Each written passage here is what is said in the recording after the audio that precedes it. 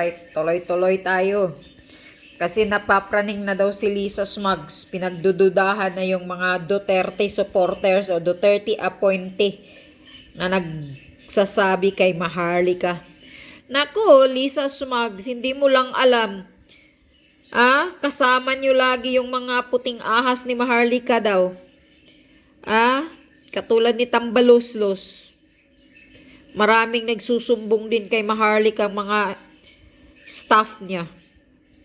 Duterte appointees na mga naiiwan sa gobyerno, diyan na ang mga kampo daw ni Duterte ang nagbibigay sa akin ng information. Siya nga ka, Lisa, masyado ka nang nasusunog ng pulburon, pero yung pangamdam mo talagang eksperto ka sa pangangampang hindot ka. Right? Pinagdududahan niya mga palangga, nag-hire siya ng tao.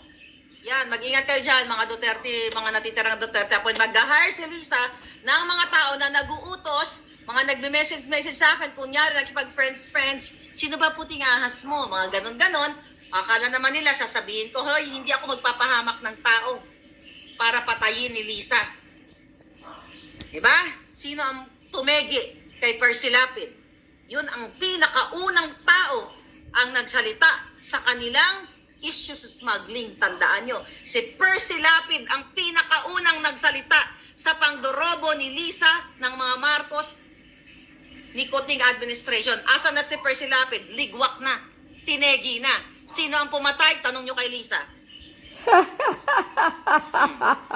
Hindi pa natatapos dyan ang ating usapan, mga kababayan. Ganon?